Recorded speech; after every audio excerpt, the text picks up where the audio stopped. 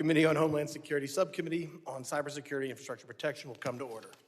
The purpose of this hearing is to examine the global IT outage that occurred on July 19th as a result of a faulty software update released by CrowdStrike. Members will seek to gain detailed insights into how the faulty software update was developed, deployed, and what errors led to the widespread global disruption. We will discuss the extent of this outage and how it impacted many key sectors of the economy. We will also examine how malicious cyber actors have leveraged the global IT outage to conduct malicious activity, including phishing attempts. I now recognize myself for an opening statement. Just over 2 months ago, many essential functions came to a grinding halt. Hospitals saw disruptions in their medical systems, thousands of flights were grounded or canceled worldwide, banks experienced downtime in transaction processing, and the U.S. federal government agencies were temporarily unable to access certain data. Shortly after detection, we learned that this global IT outage, regarded as the largest in history, was not due to a malicious cyber attack, but instead a faulty software update pushed out by CrowdStrike.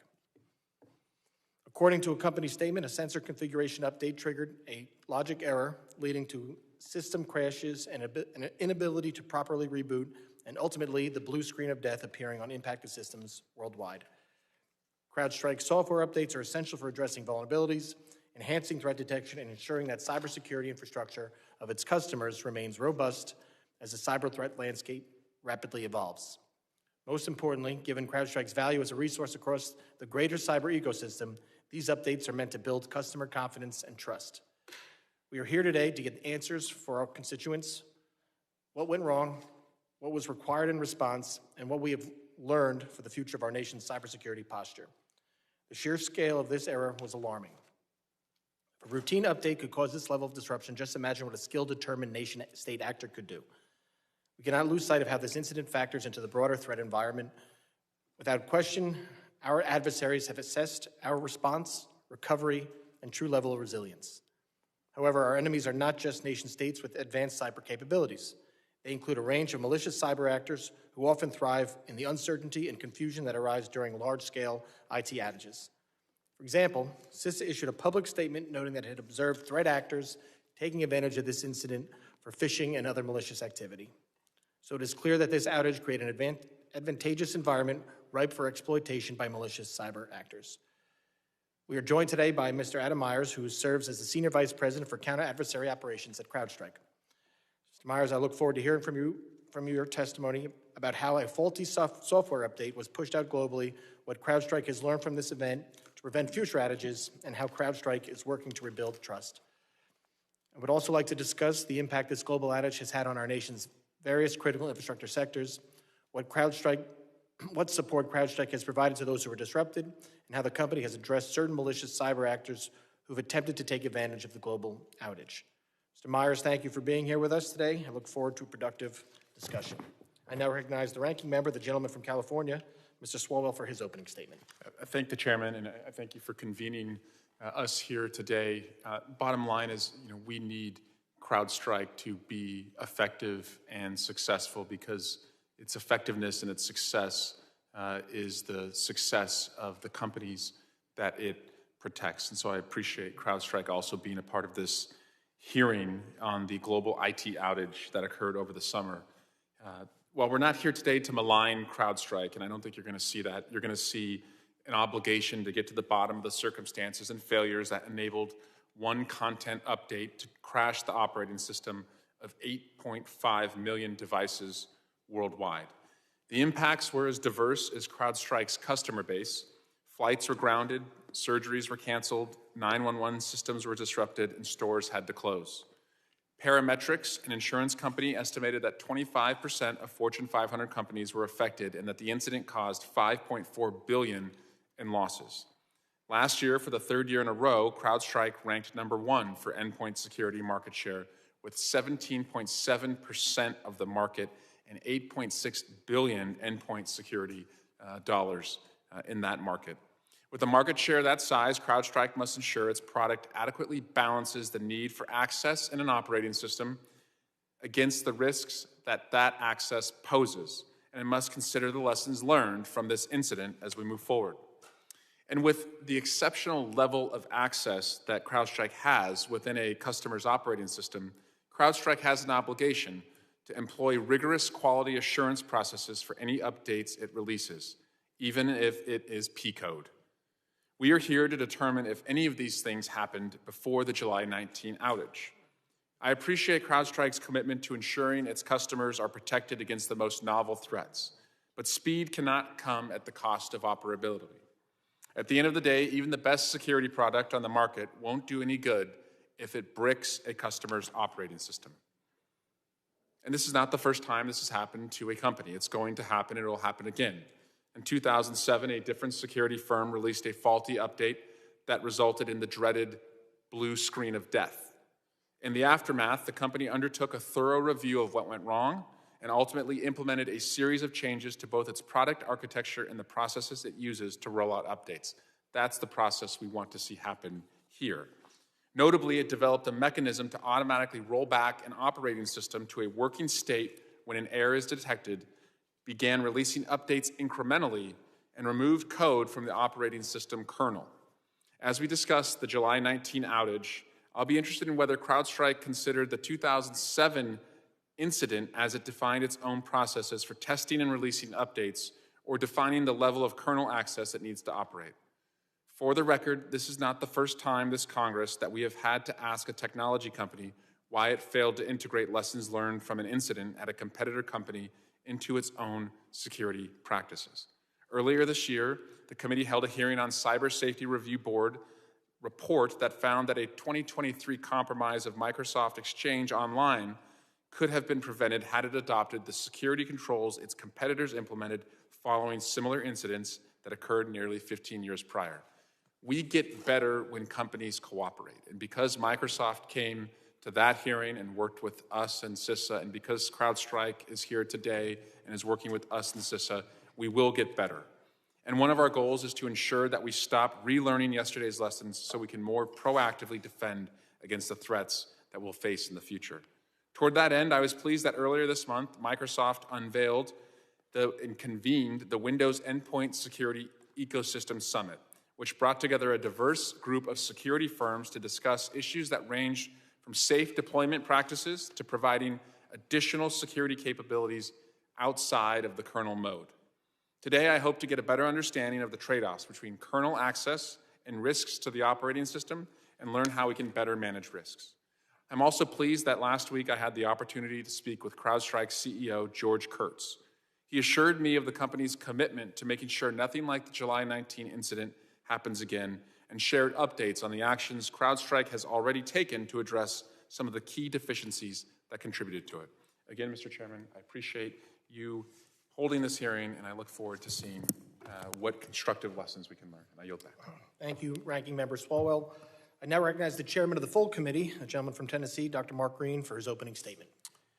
Thank you, Chairman Garbarino and Ranking Member Swalwell, for your leadership on advancing our nation's cybersecurity and holding this very important hearing. On July 19th, Americans woke up to a shock. Their flight home, grounded. Their scheduled medical procedure, canceled. Their call to 911 wouldn't go through. The list goes on. Everywhere Americans turned, basic societal functions were unavailable. As Americans looked across our borders, they saw other countries, including our allies, Australia and the United Kingdom, affected too. A global IT outage that impacts every sector of the economy is a catastrophe that we would expect to see in a movie. It's something that we would expect to be carefully executed by malicious and sophisticated nation-state actors. To add insult to injury, the largest IT outage in history was due to a mistake. In this case, CrowdStrike's content validator, used for its Falcon sensor, did not catch a bug in a channel file. It also appears that the update may not have been appropriately tested before being pushed out to the most sensitive part of the computer's operating system. This caused about 8.5 million devices to crash. Mistakes happen. However, we cannot allow a mistake of this magnitude to happen again. As the July 19th outage has demonstrated, yet again, our networks are increasingly interconnected. While we know that the nation-state actors and criminals try to exploit our networks, we would not expect companies to defend themselves from these targeted attacks. However, as I emphasized with the president of Microsoft in June, we do expect companies to implement the strongest cybersecurity practices. Our nation's security depends on a strong public-private partnership for protecting our networks. Ensuring our partnership is strong is important because our adversaries always watch how we respond to these type incidences, just like the July 19th outage. And you can bet they're watching us right now. The good news is that since this was not due to a cyber attack, we can learn from the incident. Today's hearing is both timely in one way and overdue in another. Timely because we now have 2 months of information to understand exactly what happened, and I'm hopeful this will make for a very productive hearing. It's overdue because we'd hoped to give Americans the answers they deserve much sooner, given the extent of this outage. Although I'd hoped to hear from CrowdStrike's CEO directly, I'm grateful for Mr. Meyers' presence. I'm confident he will deliver the answers we need. Thank you, Mr. Meyers, for taking the time to walk us through the course of events leading up to July 19th and the steps CrowdStrike has taken since. In August, CISA Director Jen Easterly described this instance as, quote, a useful exercise, a dress rehearsal for what China may want to do to us, end quote. We look forward to working with you to make sure we never make it to opening night. I yield back my time, Chairman Garbarino. Chairman yields back. Other members of the committee are reminded that opening statements may be submitted for the record. I'm pleased to have Mr. Adam Meyers before us today to discuss this very important topic. I ask that our witness please rise and raise his right hand. Do you solemnly swear that the testimony you'll give before the Committee on Homeland Security of the United States House of Representatives will be the truth, the whole truth, and nothing but the truth, so help you God? Let the record reflect that the witness has answered in the affirmative. Thank you. Please be seated. I would now like to formally introduce our witness. Mr. Adam Meyers currently serves as the Senior Vice President of Counter Adversary Operations at CrowdStrike. In this role, Mr. Meyers leads the threat intelligence line of business for the company. He is responsible for tracking criminal, state-sponsored, and nationalist cyber adversary groups around the world. He provides technical and strategic guidance for Fortune 100 organizations and government agencies on how to stay protected and prevent damage from sophisticated and destructive cyber threat actors. Prior to joining CrowdStrike, Mr. Meyers was the Director of Cybersecurity Intelligence at SRA International. During his tenure, he provided technical expertise and strategic guidance for both commercial sector customers as well as civilian, military, and intelligence customers. He conducted the penetration test, vulnerability research, and breach investigations across the globe, traveling extensively throughout Africa and South and Central America supporting customers. Mr. Meyers was a key technical lead supporting the U.S. Department of State Cyber Threat Analysis Division, leading a team of reverse engineers and incident response experts, and representing the division at intergovernmental meetings on cyber threats. Thank the witness for being here today. I now recognize Mr. Meyers for 5 minutes to summarize his opening statement.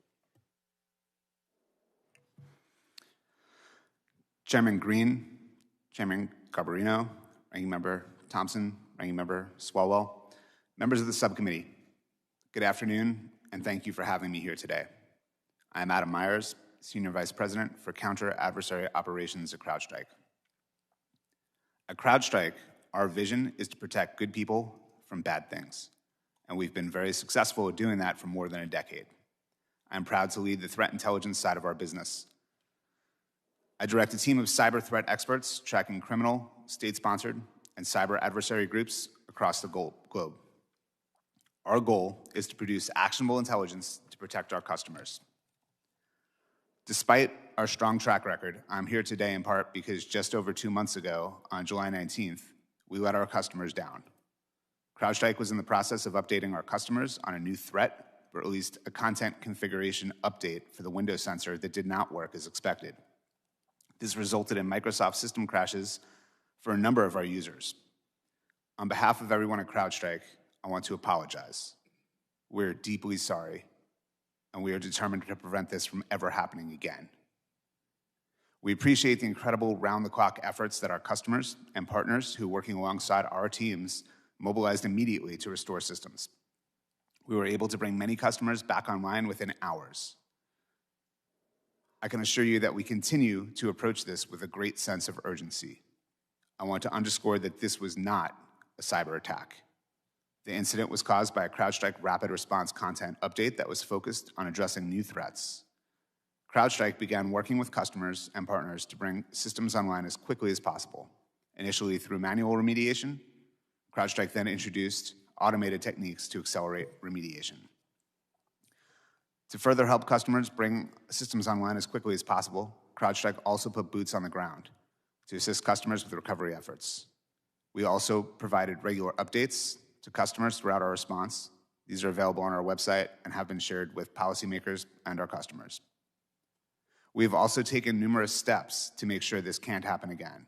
And we're pleased to report that as of 29 July, approximately 99% of Windows sensors were back online. We've endeavored to be transparent about what happened and are committed to learning from what took place. We have undertaken a full review of our systems and are implementing plans to bolster our content update procedures so that we emerge from this experience as a stronger company. I can assure you that we will take the lessons learned from this incident and use them to inform our work as we improve for the future. Finally, as we have enhanced our own resiliency, we remain laser-focused on protecting our customers against disruptive cyber attacks, as we have for a decade. While we have fixed the issue that led to this incident, there are many other threats that remain on the horizon. The threat environment is particularly challenging given global unrest and the upcoming elections here in the United States. We are focused on threats from nation-state adversaries, issue-motivated hacktivists, and sophisticated e-crime adversaries motivated by profit. At CrowdStrike, we are particularly focused on threats from North Korea, Iran, China, and Russia. Recent events have also highlighted the often underappreciated supply chain security considerations. Additionally, in the e-crime sphere, ransomware remains a chronic problem targeting victim organizations across the globe. We appreciate your leadership on these issues, and I hope we can discuss some of these horizon threats with you today.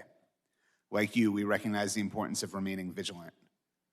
I'm especially grateful to you and your staff for being accessible over these past several weeks to receive briefings and updates from our team and myself, and I look forward to our continued discussion here today. Thank you, and I welcome your questions. Thank you, Mr. Meyers. Members will be recognized by order of seniority for their 5 minutes of questioning. Additional round of questioning may be called after all members have been recognized. I now recognize the chairman of the full committee, gentleman from Tennessee, Dr. Green, for 5 minutes of questioning. First, let me say thank you for your statement.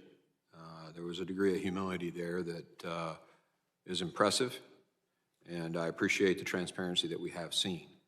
I think some of the biggest lessons we learn are in times of adversity, and you guys have shown the right attitude, so thank you. In terms of the update, people are really important to me in the cybersecurity. The cybersecurity workforce is my number one issue. I mean, I just pushed a bill yesterday that will hopefully address the big shortage that we have across the country. But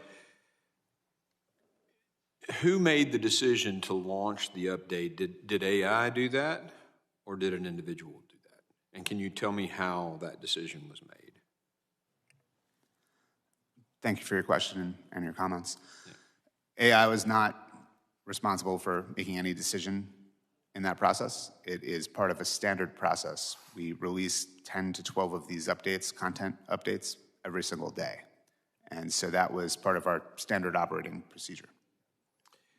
And these updates are automatic globally? They go global all at once when you send an update out? The updates were distributed to all customers in one session. We've since revised that.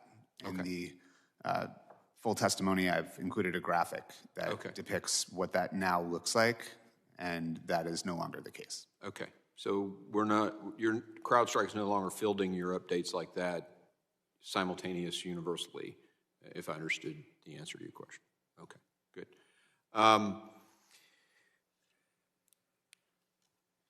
Honestly, that was probably my biggest question, Chairman Garbarino, was to just see that single fix was in. That's huge. And I think would have prevented what happened from happening. And you have a way of doing, you take, like, look at how American Airlines, I think their router systems were different and it prevented part of their systems from going down and some of their systems did, whereas other airlines, it went universal and they wound up with a more catastrophic, outcome. But I'm glad to hear that you guys have decided to stair-step that update implementation. I don't really have any other questions. That was my biggest concern, so I yield. Chairman yields back. I now recognize a gentleman from Louisiana, Mr. Carter, for 5 minutes of questions. Thank you, Mr. Chairman, and thank you, Ranking Member. Thank you to our witness for joining us today. Cybersecurity protection means securing a networks overall for better security and resilience. Despite our annual investment of over $60 billion in cybersecurity, we continue to face significant shortages of trained personnel. This reality underscores a critical point. None of our protective measures, be they standards, technologies, or regulations, can succeed without a well-trained workforce. Addressing ongoing and emerging cyber challenges is critical to our nation's security. Today's discussion is important, and thank you for being here. One contributing factor to the widespread impact of the incident that brings us here was the inability of customers to control when they received this kind of update. If customers had the ability to schedule the receipt of updates, is it possible that fewer devices would have, that fewer devices would have been, in fact, impacted? I'm pleased that CrowdStrike has addressed this issue and giving customers greater control over when they receive content updates. Can you elaborate on what kind of options customers now have with regards to receiving these updates? And how are you ensuring that customers understand the ability to control content update? Thank you for your question, Congressman. Moving forward, and what we've implemented is a system of concentric rings, think of it. The initial internal release process will be the first step in releasing new content updates. From there, customers can select to be part of the early adopter program, where they can choose to receive content updates as quickly as we can make them available. From there, there's another factor that they can select, which would be general availability, which would come after early adopter. And then from there, they can select to wait some period of time before those updates get pushed out, or choose not to receive them as well. Is there a preferred process, which, if any, is safer, more efficient, would grant the greatest amount of protection to the consumer? Thank you, Congressman. I think the early adopter is appropriate for systems for testing purposes. In other words, if an organization would like to receive those content updates in a timely manner and make sure that there's no outcome or unexpected behavior, and then from there, the general availability. For mission-critical systems or things that they would prefer to wait even longer for, they can choose to do that. But that comes, of course, with the risk that they're not getting the most up-to-date threat intelligence information provided to their system. So. And is there a capacity to overrule those options and to automatically push forward an update because of the sensitivity of the risk? From the CrowdStrike side? Yeah. No, sir. Okay. Given the revelations that we've had, is there a mechanism for there to be a greater amount of cooperation between CrowdStrike, Microsoft, and the other good actors, as opposed to the bad actors who seem to have a leg up in being nefarious? Are there mechanisms that you guys have in place that you're coordinating and working more closely in sync to prevent these type of issues in the future? That's a great question, Congressman. Yes, we've, in fact, on the weekend of July 19th, we began working very closely with Microsoft in order to ensure that our mutual customers had the benefit of us working together.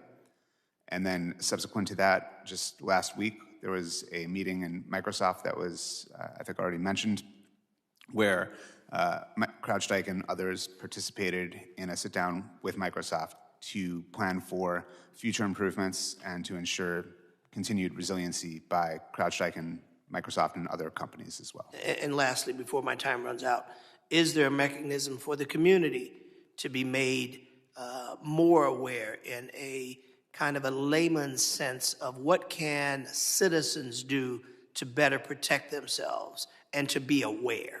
We know there's all sorts of phishing scams, there's all kind of stuff out there. What can the general consumer, and what might we be doing as this committee to help educate the general public? Thank you. Awareness is a key factor, as you point out. And during this incident, we were able to push out threat intelligence on our blogs in order to advise general consumers of threat actors that were trying to take advantage of these situations. In general, I think better awareness of these threats is absolutely critical and something that I would be happy to continue to work with you and your staff on to come up with strategies to help educate the public about some of these threats. Thank you. My time's expired. I yield back. Gentleman yields back. I now recognize the gentleman from Mississippi, Mr. Zell, for 5 minutes of questions. Thank you, Mr. Chairman. The global outage we experienced in July 19, 2024 impacted millions of people and is estimated to have cost billions of dollars. This disruption impacted a wide range of services, including airlines, hospitals, emergency service, call centers, and more, impacting our nation and the global economy. Well, I appreciate how quickly CrowdStrike identified and deployed a fix to the problem. It turned out that the solution was a minimal reboot process. For workers in rural areas like many communities in Mississippi, this means it could have taken them days to find the right IT person to get to the scene and get the computers up and running. Mr. Meyers, why was that the only solution, was a manual fix? Thank you for your question, Congressman. Initially, there was a manual hands-on process that was required, which we mobilized our entire team to support. We activated our partners. We worked around the clock. I offered myself to drive 10 hours to visit a customer to help them get some of their systems back online. Within the next day or so, we were able to identify some automated systems that would enable us to facilitate the recovery at a much faster pace. And that was where the bulk of that recovery occurred. We saw a massive uptick in systems coming back online once we deployed the automated process. What steps are you taking to protect your systems from difficult recovery process if something like this happens again? Thank you, Congressman. We, as in the testimony I referred to this earlier, provided a new system to ensure that the content updates have a opt-in and kind of the ability to choose when you receive those updates. Prior to this, our sensor packages, all of our source code had those established best practices already in place. And now we are applying this as well to the content updates. I represent South Mississippi. Can you please describe the support CrowdStrike offered or provided to rural communities such as in my district? I'll need to get back to you with some details of that, sir. Okay. A recent article stated that, and I quote, engineers and threat hunters were given just 2 months for work that would have normally taken a year. Additionally, the article noted that CrowdStrike confirmed its use of, and again I quote, existing engineers instead of hiring a new team of cloud threat hunters. Pearl River Community College and many others in my district offer an excellent cybersecurity technology program for our next generation of students to help fill this unsettling skills gap. Do you make these staffing decisions because of lack of adequate job force in the industry?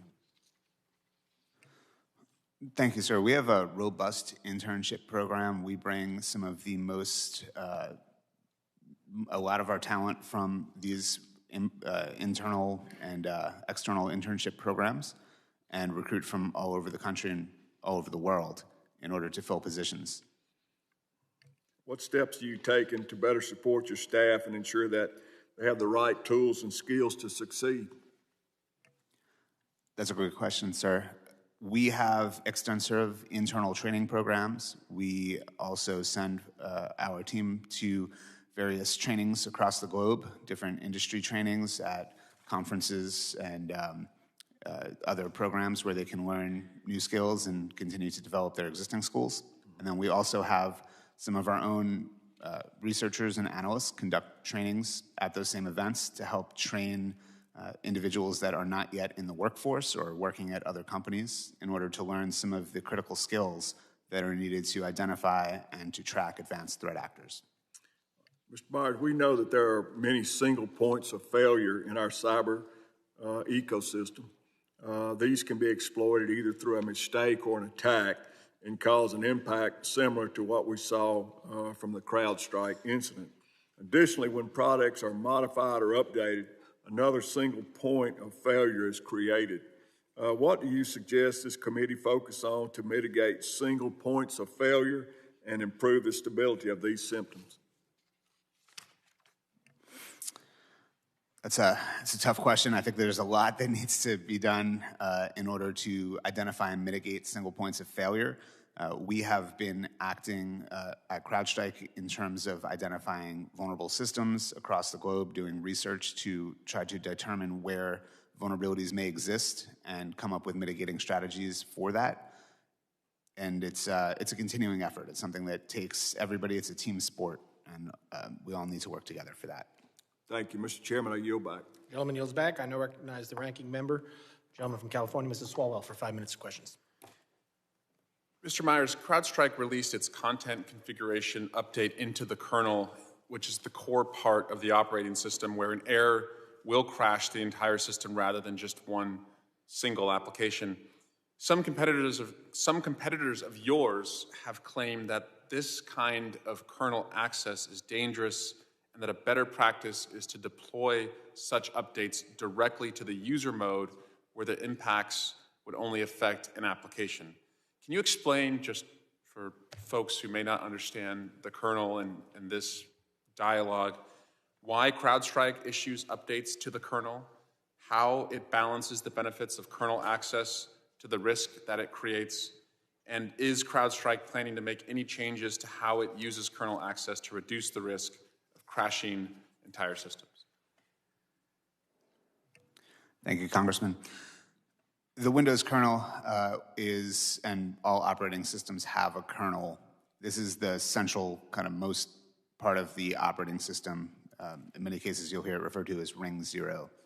The kernel is responsible for interfacing with all of the hardware associated with that operating system or that computer.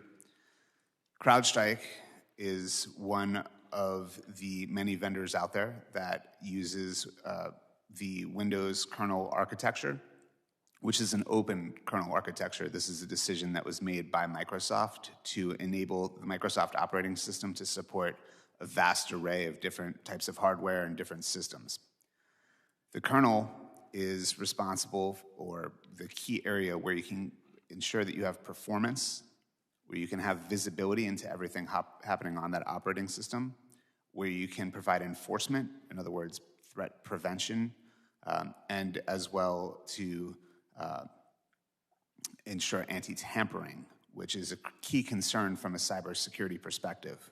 Anti-tampering is very concerning because when a threat actor gains access to a system, they would seek to disable security tools. And in order to identify that that's happening, kernel visibility is required to see when that's occurring. The kernel driver is a key component of every security product that I could think of, whether they would say that they do most of their work in the kernel or not. It varies from vendor to vendor, but to try to secure the operating system without kernel access would be very difficult. The Cybersafety Review Board has demonstrated that it can conduct a meaningful review of cyber incidents, including the most recent Microsoft review, which has proven helpful to this committee's oversight of recent incidents involving Microsoft. Some cybersecurity experts have called for the CSRB to conduct a review of this incident. Do you believe they should? And second, if they do, will you fully cooperate with that review? Thank you, sir. We would fully cooperate with everything. We've been working with CISA, the various ISAC communities, and many of your staffs directly since the 19 July incident in order to ensure that we have provided transparency and visibility into everything that's occurring. Shifting toward your mission of protecting your customers, and we have seen over the years that our adversaries, particularly around even years in the fall, like to weaponize their own capabilities to attack democracy. Can you just give us a picture of the threat environment right now as far as what you're seeing from our adversaries?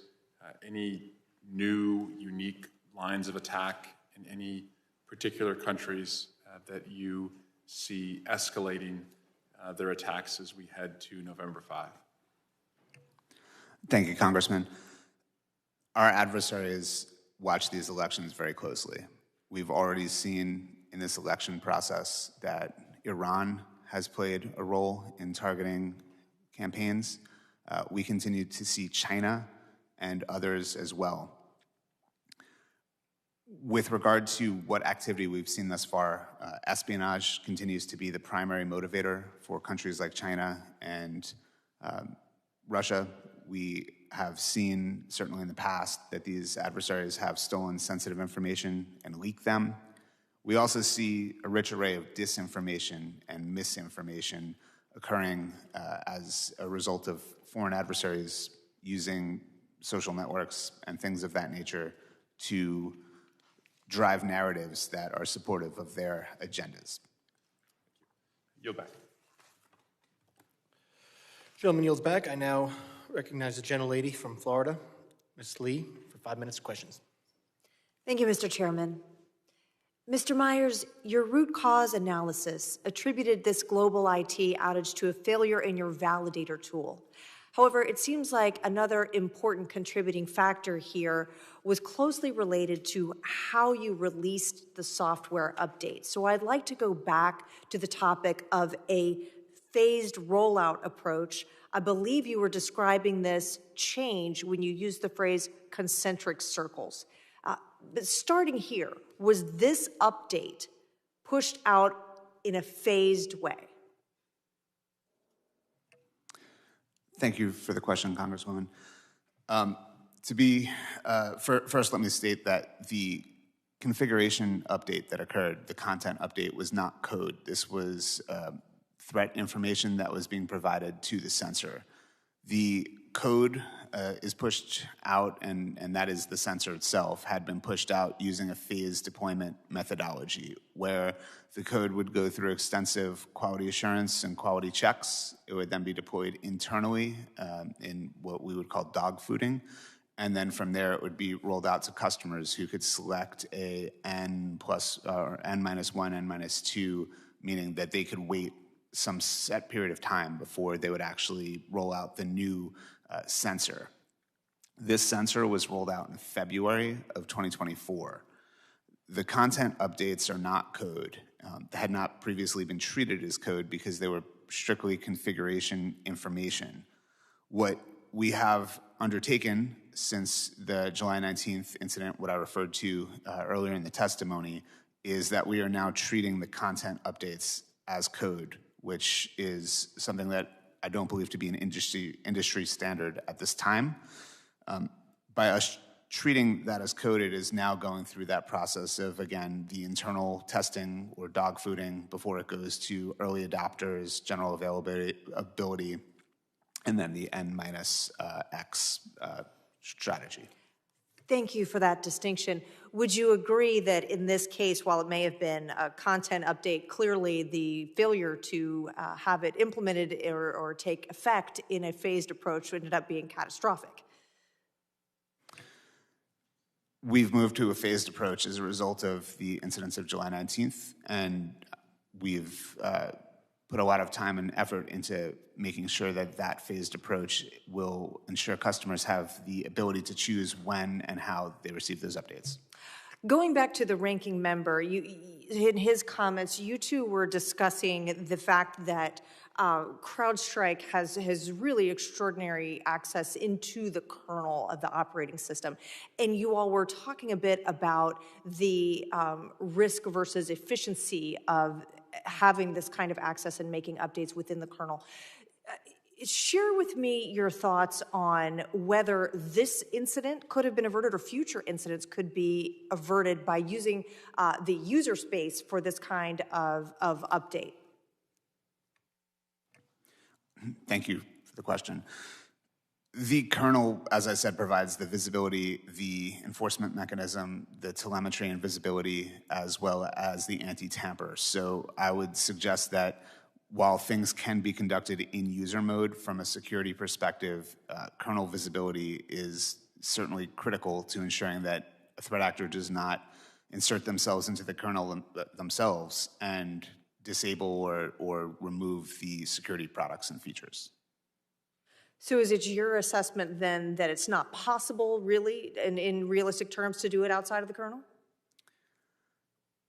With the current kernel architecture, this is the most effective way to get the visibility and to prevent an adversary from tampering with security tools. So it's the most effective way, but it's not the only way possible. It is certainly the industry standard to use the kernel for visibility, enforcement, and anti-tamper, and to ensure that you can stop a threat. So you've testified thus far that you've made modifications to the phased rollout approach and also the pre-deployment testing. What other modifications has CrowdStrike made or changes to your internal practices to avert future similar incidents?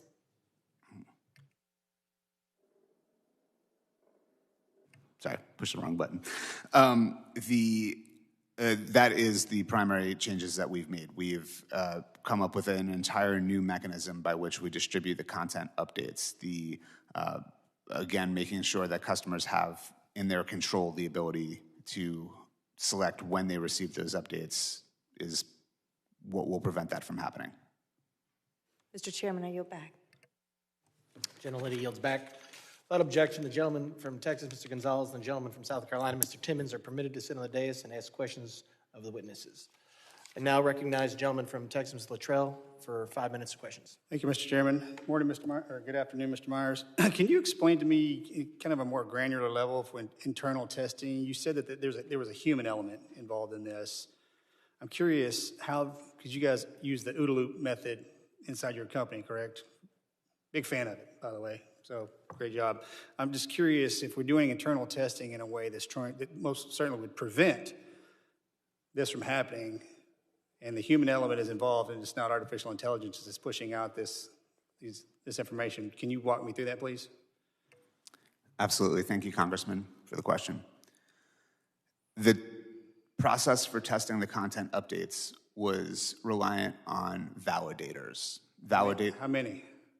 How many? I'll have to get back to you on the exact number, but we tested each of the channels, so each of the different rules that were inside that content file were tested individually, and those validators ensured that the rules conformed and were compliant with the very structure that CrowdStrike had built for those content updates, meaning... They test individually. Is there something to be said about not testing them collectively? It seems like a very large miss. You guys touch a lot of things. I mean, you touch a lot of infrastructure in the United States, something that we count on you for, which you've been doing a great job, right? With this one, you mentioned North Korea, China, and Iran. Our outside actors are trying to get us every day, and we shot ourselves in the foot on the inside of the house. So I'm curious, if we're testing these things individually, is there a point at which we test them collectively before we push it out? Yeah, thank you, sir. That's where we are now. So the new methodology is to test all of the content updates internally before they're released to the early adopters. So that's where the fault was. Internal, we were testing the coding individually instead of collectively, and one of them was off. The testing process looked at each configuration and made sure that it conformed with the standard. It is now being tested internally before it's rolled out to customers, and then the customers have control over what systems get those updates. Yes, sir. I'm still trying to figure out exactly how this thing got launched with it not being absolute. Mm-hmm. Thank you. The rules, the validator itself, was in place for over a decade, and we've released 10 to 12 of these updates every single day since we started using the configuration updates. That was tested against the standard to make sure that the configuration conformed with the standard that CrowdStrike had written for those configuration updates. This happened to test positive, and we sent it out. I think I'm trying to find out, did it test positive and we launched it, or did it fail and we launched it accidentally? I see.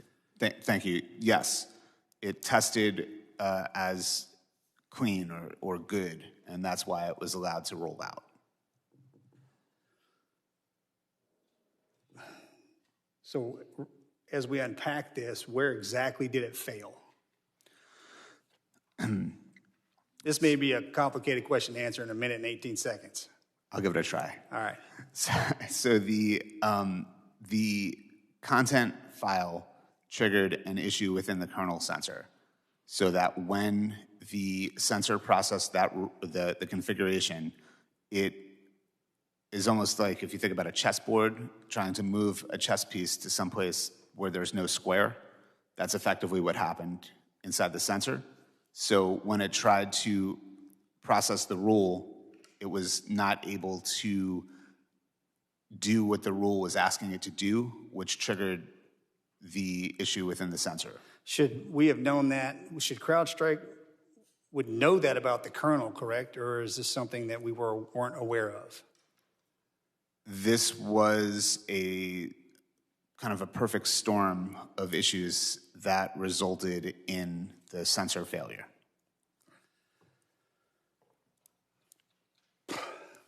Okay.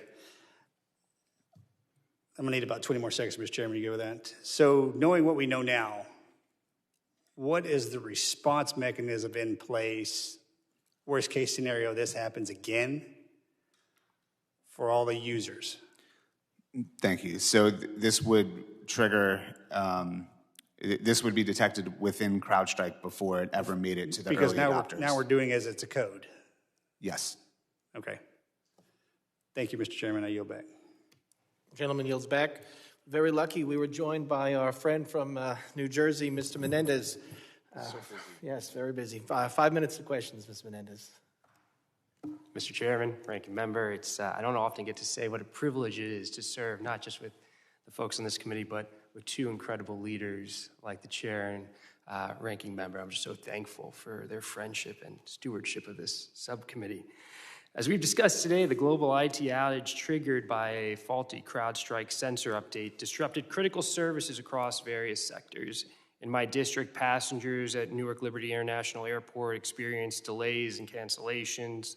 Some New Jersey hospitals had to delay or cancel procedures, and some 911 dispatch centers were even rendered inoperable, jeopardizing public safety. This incident wasn't only a significant disruption, but also a preventable event that could and should have been avoided with basic quality assurance practices. Our government services rely, and our constituents deserve, the highest level of security and reliability. CrowdStrike must implement robust measures to prevent future incidences and ensure that their technology truly protects and serves our communities effectively. As cybersecurity risks continue to evolve, it is crucial that companies not only provide robust security solutions, but also empower their customers to control and tailor their defenses in a way that best suits their needs. The root cause analysis also mentions increased customer control over rapid response content deployments. How does providing customers with control over rapid response content deployments improve overall security? Thank you for the questions, Congressman. And let me first start by saying, again, we apologize. We are deeply sorry for the impact for the folks at the airport and in the hospitals. We have a long legacy of stopping threats, and that's our primary objective as a company. In terms of how these controls will enable customers or constituents to have more control over what happens on their systems, it effectively gives them the ability to select which systems they can themselves test on. And let's say that's the early adopters, they can select any number of systems that they would like to enroll in that early adopter program in order to receive those content updates before any of the other systems in their environment. And then from there, they can have the rest of their systems on general availability. And if there's systems that are particularly sensitive and they want to withhold even for a few more iterations, they can do that. So this gives them complete control over where updates go and when they get them. Yeah, and thank you for that. I appreciate it. And we just want to make sure this all works, right? And there's the benefit of your customers, our constituents, and so we're just trying to make sure that we all get on the same page. What type of support does CrowdStrike provide as the customers making these individualized decisions to make sure that in them having a bespoke approach to adopting the sort of new technologies, et cetera, that we believe that they are getting the full suite of options that they need for their particular industry, right? Because cybersecurity is obviously a quickly evolving field, and so we want to make sure that there are no gaps for any particular customer or industry now that they have a little bit more control over or what they bring online on their systems. Thank you, Congressman.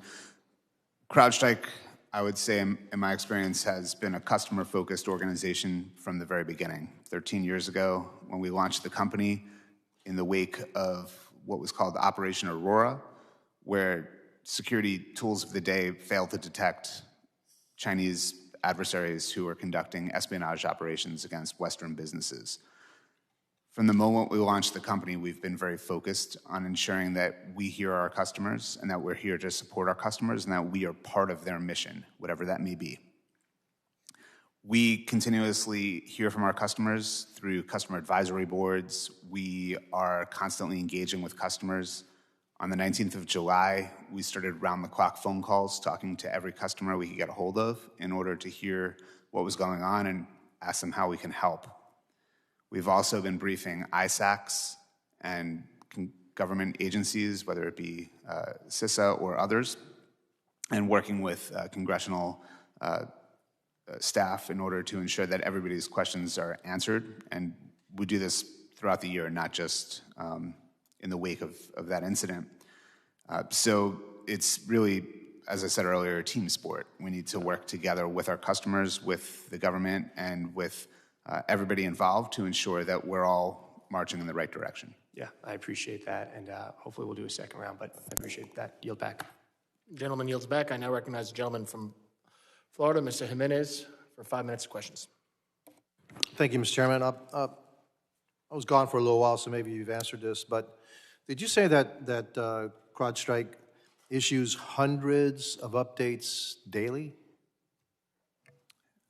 Congressman, I had said that the 10 to 12 times per day, we have issued content updates which contain the latest threat intelligence information to instrument our sensor, our tool, to understand what new threats are evolving. The threat landscape changes sometimes minute by minute, and so in order to keep ahead of those threats, to allow the CrowdStrike platform to detect and prevent those threats, it needs routine updates. So 10 to 12 times a day, CrowdStrike will update its systems to react to a new threat that you've seen. Is that accurate? That's accurate. I would say that it updates the configuration information, not the system itself. Did the events of July 19th, was that the system upgrade, or what was that? It was something different than this 10 to 12 per day thing, or what was it? Tell me what that was. Thank you, Congressman. It is, that was a configuration update. And how often do you do that? As I said, 10 to 12 times per day, sir. Okay, so 10 to 12 times a day, you've got these updates. You've done them every day, so you've done thousands of these updates. What made this one different?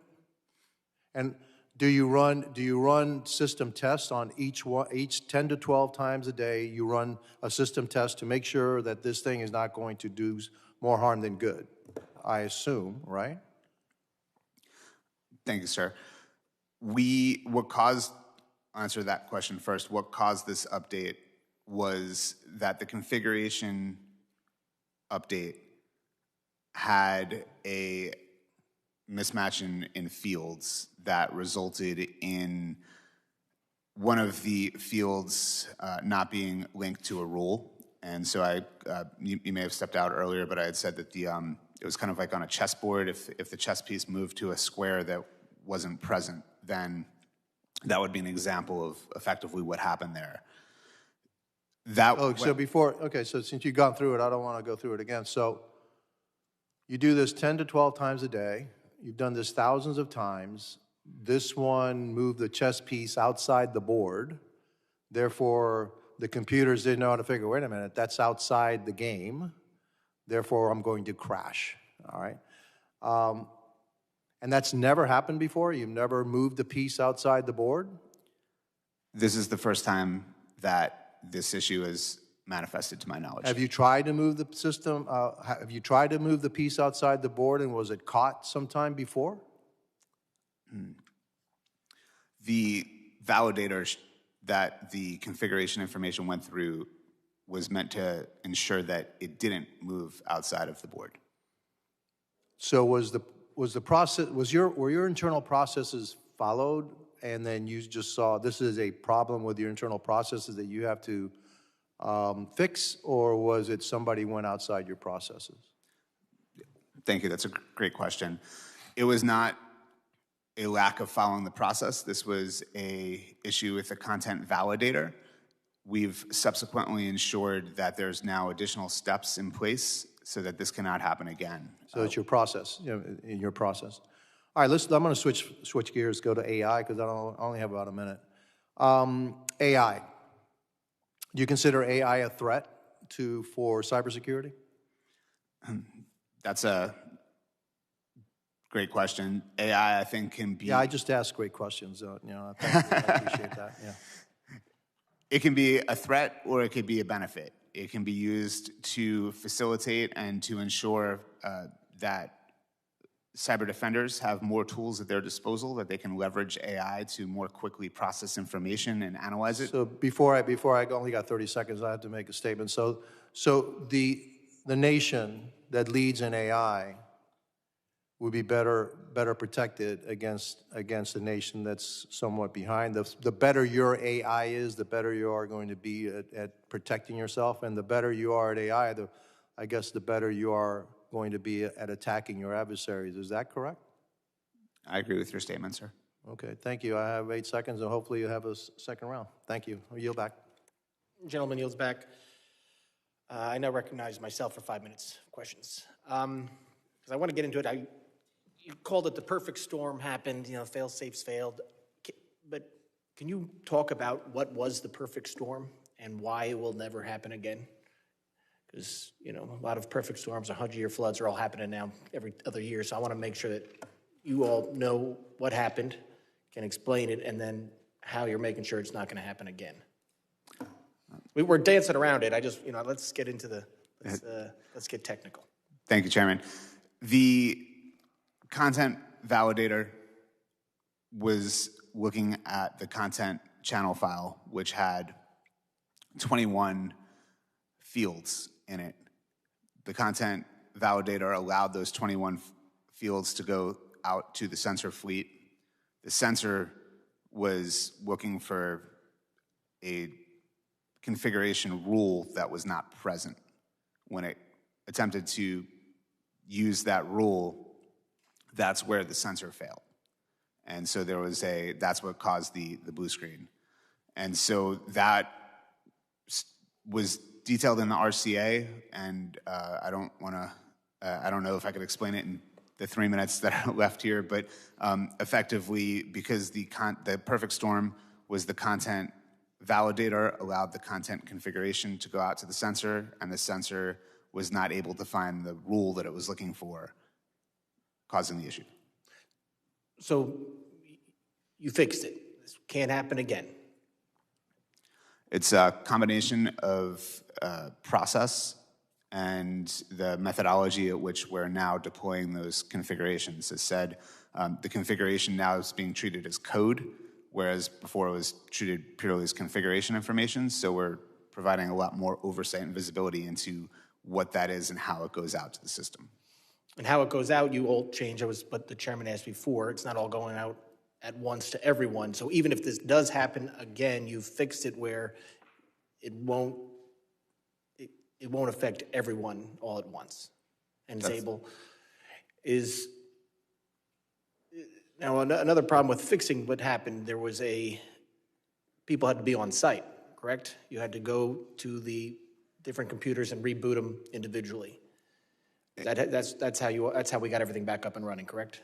Initially, the systems would need to be rebooted, the file deleted, and then the system allowed to boot from there. Subsequent to that, we came up with a USB boot disk that could be plugged in, and the system could be rebooted, and that would automate the removal of the file. And then finally, we were able to deploy an automated solution, which allowed us to do this without manual intervention. Okay. So there was reporting about CrowdStrike's faulty software update is largely focused on commercial operations, like emergency services, flights. But there was also a big impact on federal agencies, such as the FCC, Social Security, CBP, and even CISA. Although networks are becoming increasingly interconnected, government networks should be isolated from commercial ones. Why were federal agencies impacted by this outage?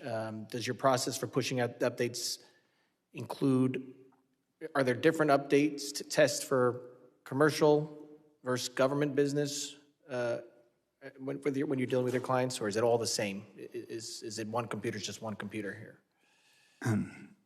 The updates went to Microsoft Windows operating system sensors that CrowdStrike had deployed. So that would have impacted any system that was running Microsoft operating system with that particular version of CrowdStrike Falcon that was online during the time period that the channel file was distributed. So as long as Microsoft was on that computer using that system, whether it was government or commercial, didn't matter, it was affected?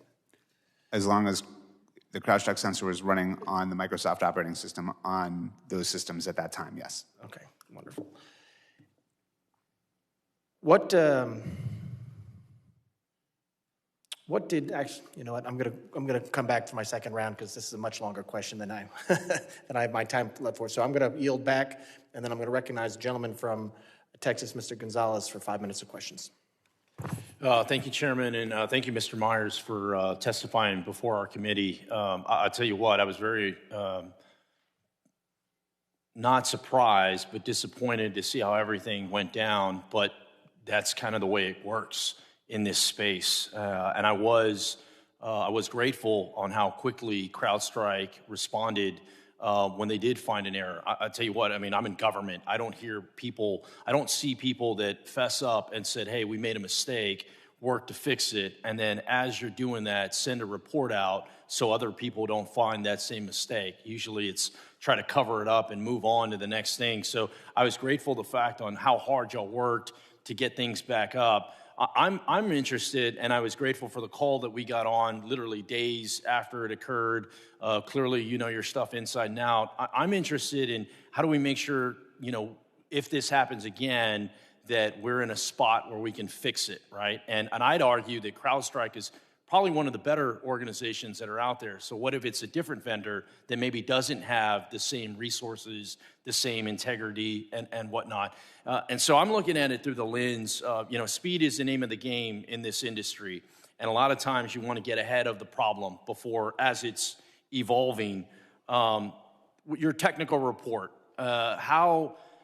let's dive into that a little bit. I mean, how has that been received in the industry? How has that been received in government? Have you had any conversations with CISA or others on the technical piece to what went wrong and how do we fix it? Thank you for the question, sir.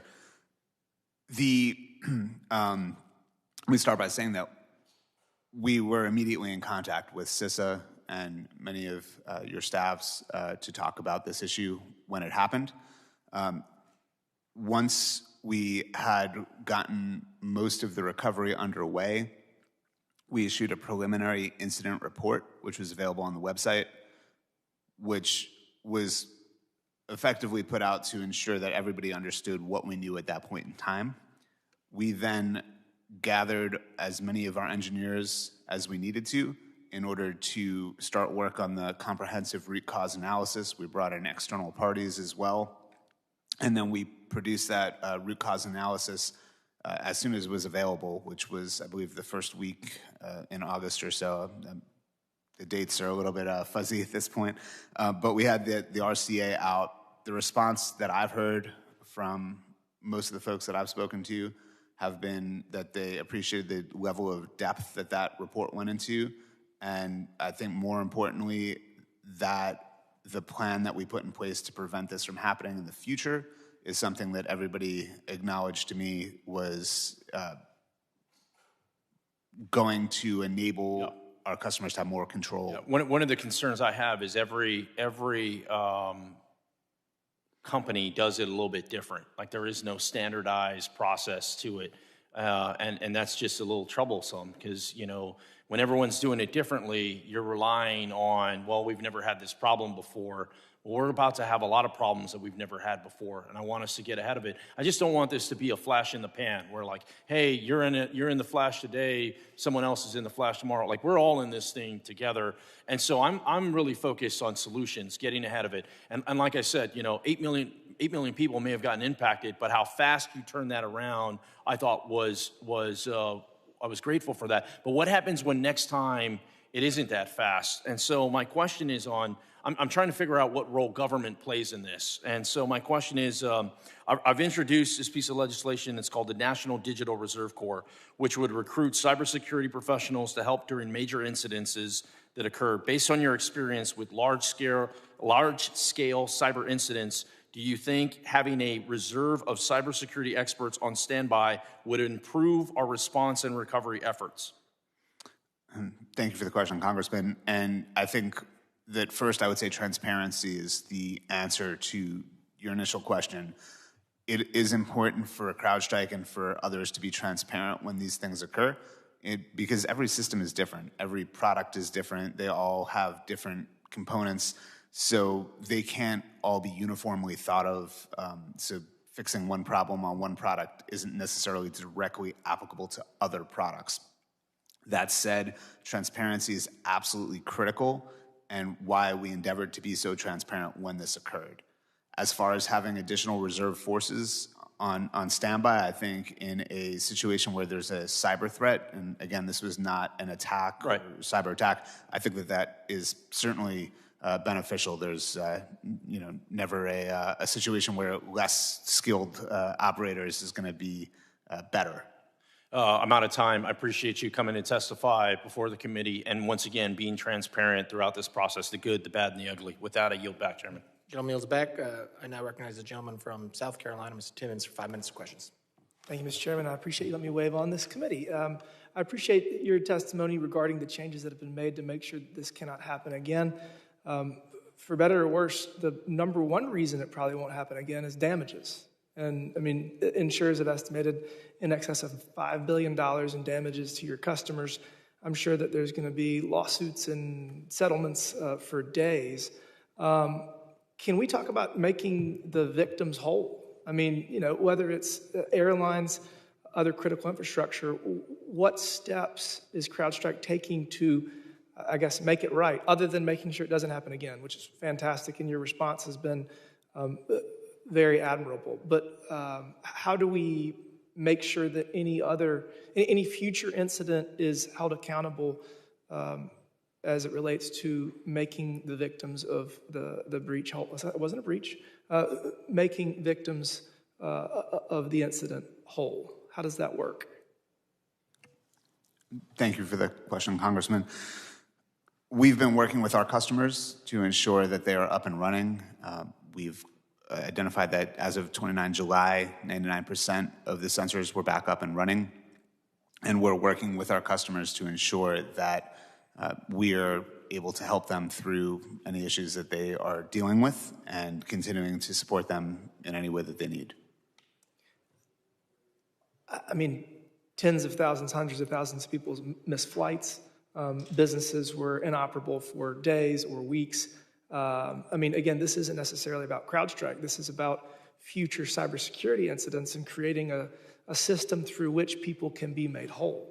So in addition to getting people back up and running when their systems were down, I mean, y'all have insurance policies. There's a wide variety of legal mechanisms that will create accountability.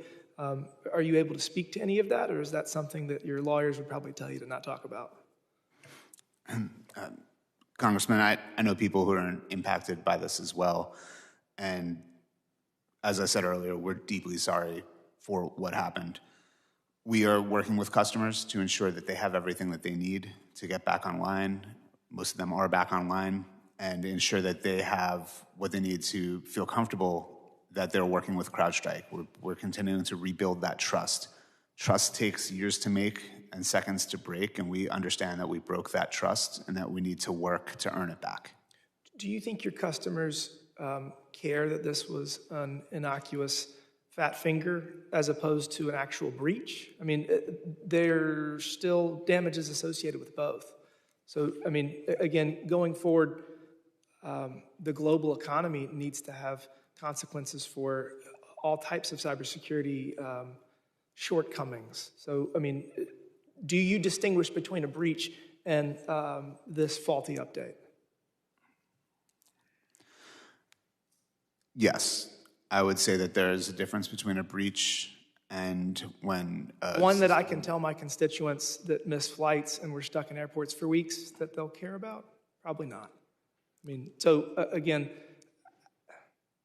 you don't want to talk about the damages and making victims whole, but I think that's an important part of this. You're taking additional steps, which are very important to make sure it doesn't happen again. But at the end of the day, part of this is making it right with the people that missed flights that weren't able to engage in commerce. And that's part of the conversation that we need to be having, because that is the deterrent threat to the future. And future incidents will occur. And the reason that businesses that have major cybersecurity breaches end up settling for hundreds of millions, billions of dollars in certain circumstances is because that is how they are made whole. And again, this was a fat finger. So it's not the same as a breach. I get what you're saying, but the damages are still the same in many respects. So we're going to, I'm sure, hear more about the manner in which your customers and their customers were made whole as a result of this incident. And I think that that's an important part of the story, because ultimately that's the accountability that our system provides to make sure it doesn't happen again, the deterrent threat. And with that, Mr. Chairman, I yield back. Thank you. Gentleman yields back. Thank you for joining us today. We're going to start a second round of questioning. I'm going to start by first recognizing the gentleman from Florida, Mr. Jimenez, for 5 minutes of questions if he has them. Thank you, Mr. Chairman. And I want to kind of continue on what I ended up with, which was with AI and the problems that AI.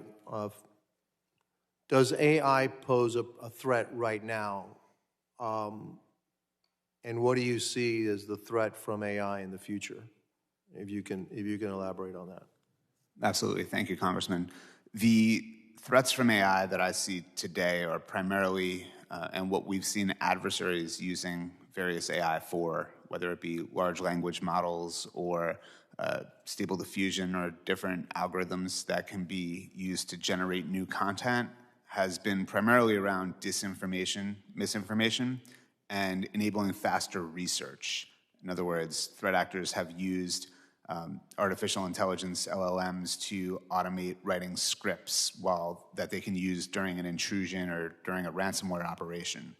If I can interrupt, will that mature into AI writing code that will be malicious in nature? I've personally done some research in that area, and I think right now it's not there. You still need to be very familiar with the tool chain, and you need to be able to actually compile the code and debug it and understand where there's issues.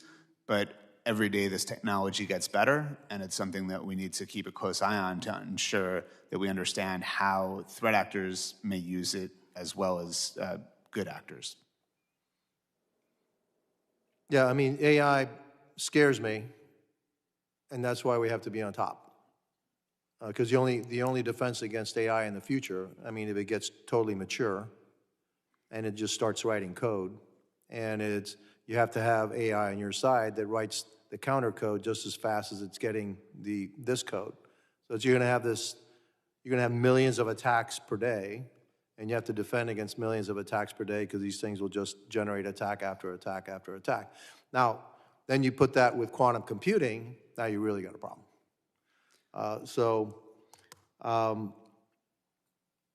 Where is your company on that? I mean, you're a leader in cybersecurity. I'm concerned about the fact that a program that was supposed to protect systems against cyber attacks actually kind of destroyed the system they were trying to protect. Didn't destroy it, but certainly disrupted it, all right? So in the future, I can see this as be a tremendous problem and a tremendous risk. And it may be that the future says that we can't be so connected anymore because of the vulnerabilities involved. Can you foresee such a future?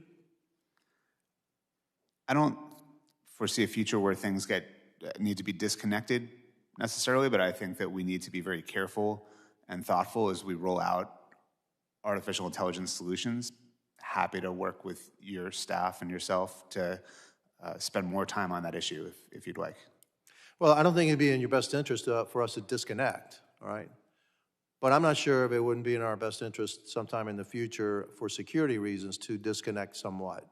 That somehow, no matter what comes in, that the system won't be disrupted. That, that's a hiccup. Oh, I just got punched in the face, but I'm not going to get knocked out, all right?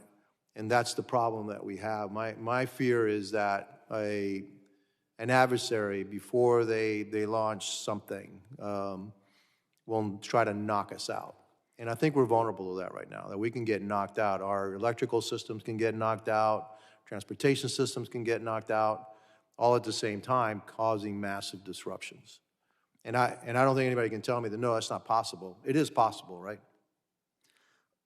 What I would suggest, sir, is that I think in the future we can see that organizations will have their own AI workloads. They'll be deploying artificial intelligence to solve customer challenges, business challenges, and it won't be a handful of AIs that are being used across the globe. I think we'll see very localized artificial intelligence workloads, and this is something that we need to be thinking about. How do we secure those AI workloads into the future? Because adversaries can leverage that AI workload. They can poison the data that goes into AI training. So there's a whole new wave of horizon threats that pertain to AI, and something that I think is a very critical thing for us to be talking about.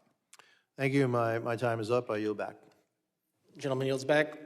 I recognize the gentleman from Texas for second 5 minutes, Mr. Gonzalez. Thank you, Chairman, and thank you again for allowing me to speak today.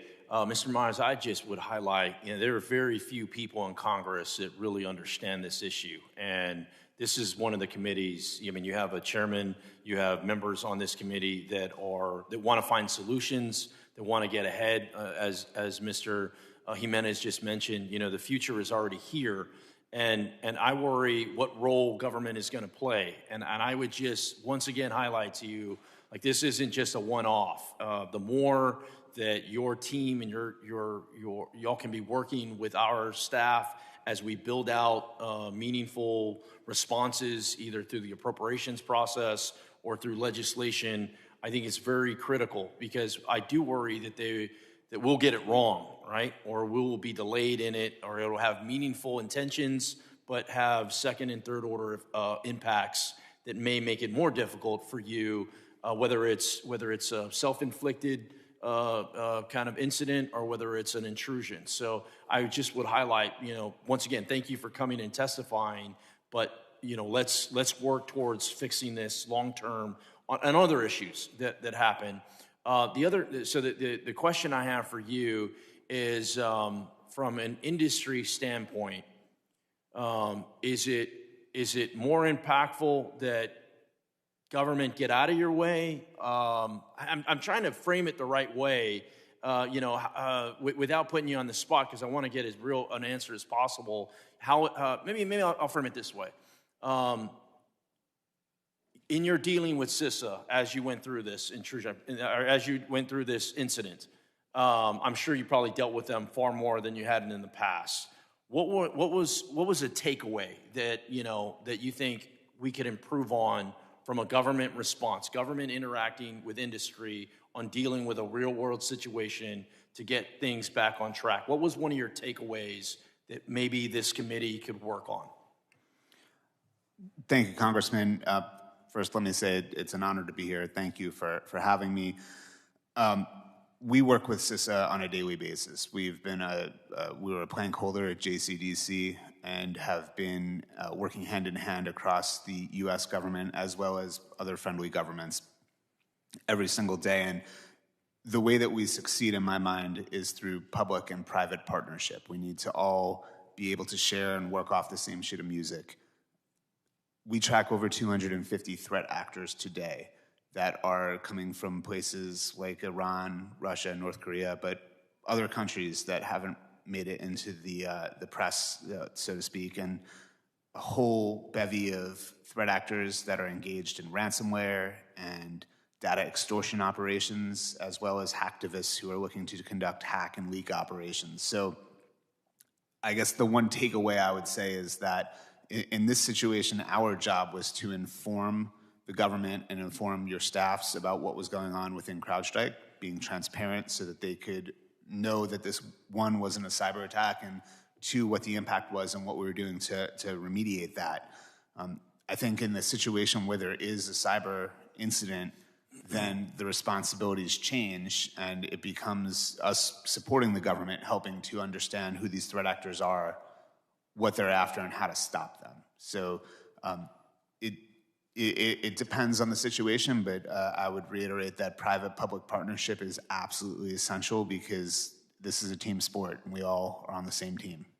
I appreciate the response, and I would just close with this. This is the committee you want to work with, because guess what? This is where legislation is going to come out of that's either going to make your job easier or harder, right? And the intentions are going to be there. Best intentions for our country and our allies to defend against these adversaries, some of which you mentioned, that are trying to kill us every single day. So that's what we're up against, and we need partners. And I want to make sure from a legislative standpoint, we're getting it right.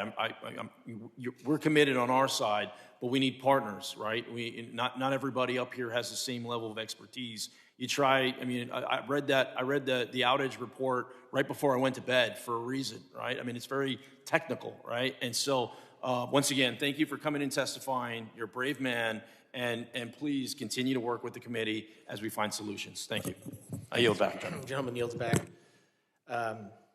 I now recognize myself for 5 minutes of questions. Mr. Meyers, other cybersecurity providers, competitors of yours, have said that the access to the kernel, so much, how many updates you're pushing out daily, goes against industry standards and is it's not safe. What would you say to, in response to that?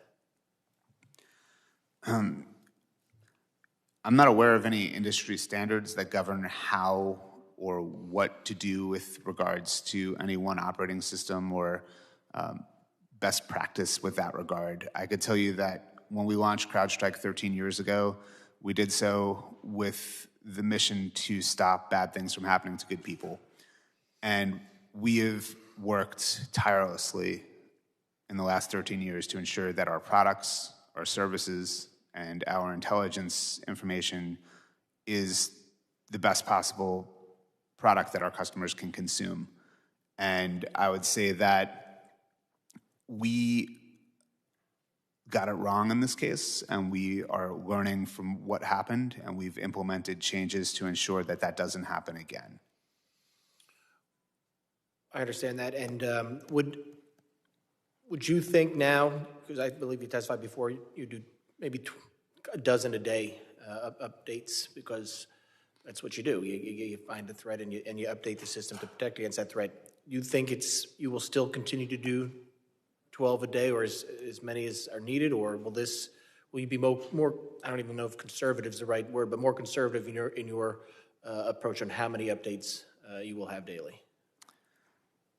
We will continue to update our product with threat information as frequently as we need to in order to stay ahead of the threats that we're facing.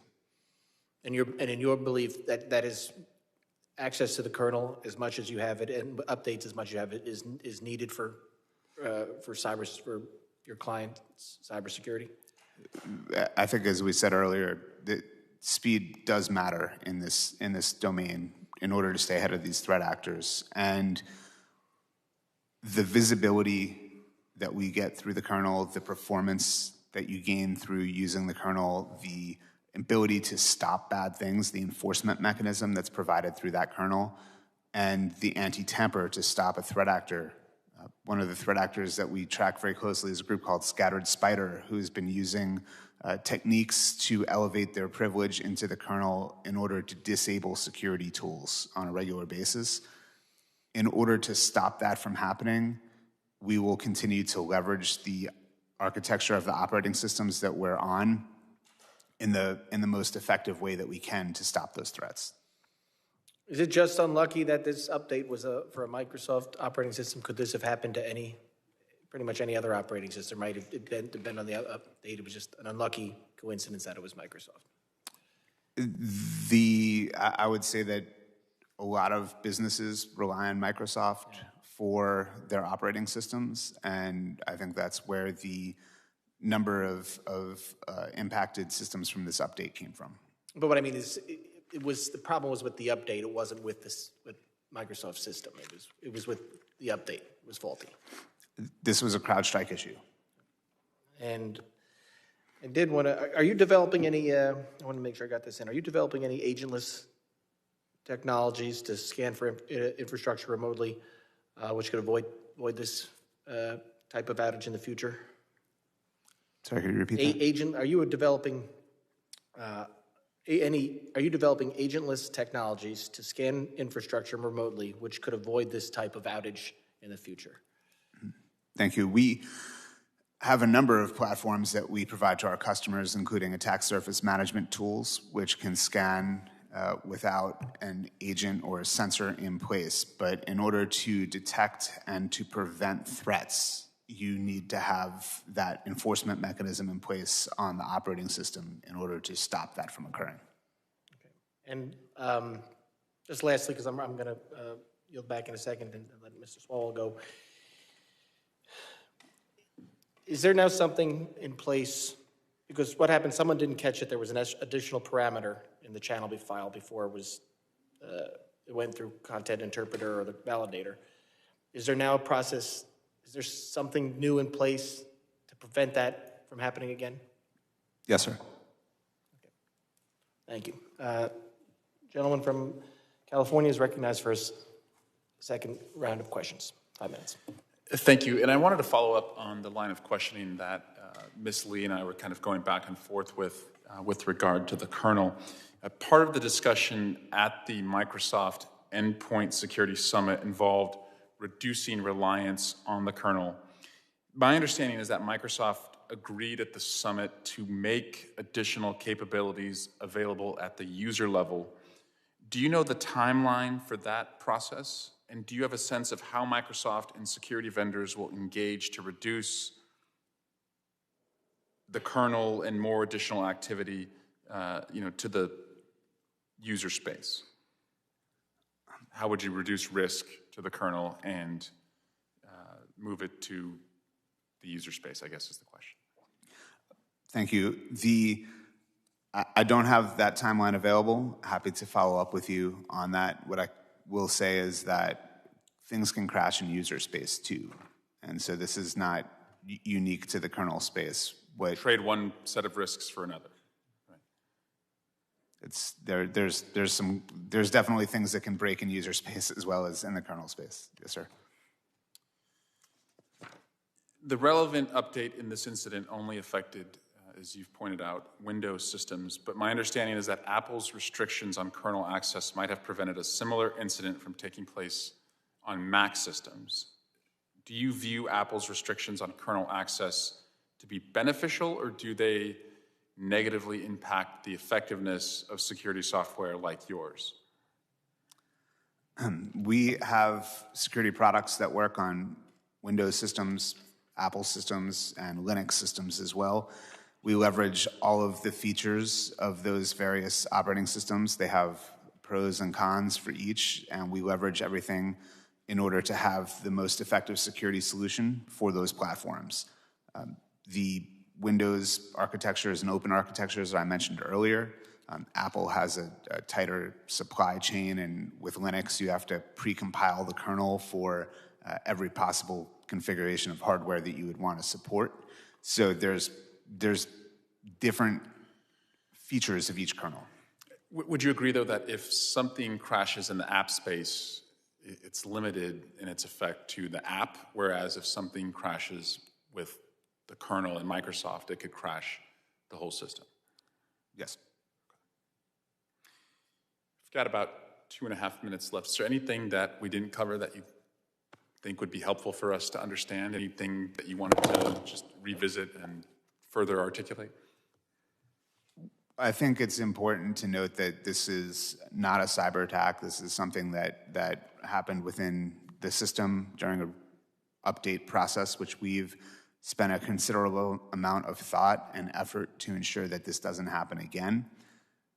My concern is, if I may, these cyber threat actors that we're seeing across the globe. This is something that we need to be paying close attention to. We are seeing the constant evolution of those threat actors looking to subvert systems.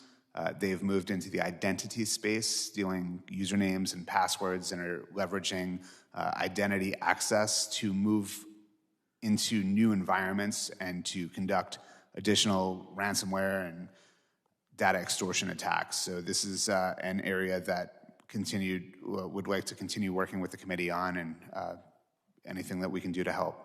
Great. Mr. Chairman, do you have anything you wanted to ask? No, I'm just saying, speed with cybersecurity. We don't work with speed here in Congress, that's right. unfortunately. Yeah, speed, what's that? Yeah. You don't recognize that. All right, I yield back. Gentleman yields back. I want to thank the witness for his valuable testimony and the members for their questions. I think this was a very good hearing. The members of this subcommittee may have some additional questions for you, and we would ask that you respond to these in writing. Pursuant to Committee Rule 7D, the hearing record will be held open for 10 days. Without objection, the subcommittee stands adjourned.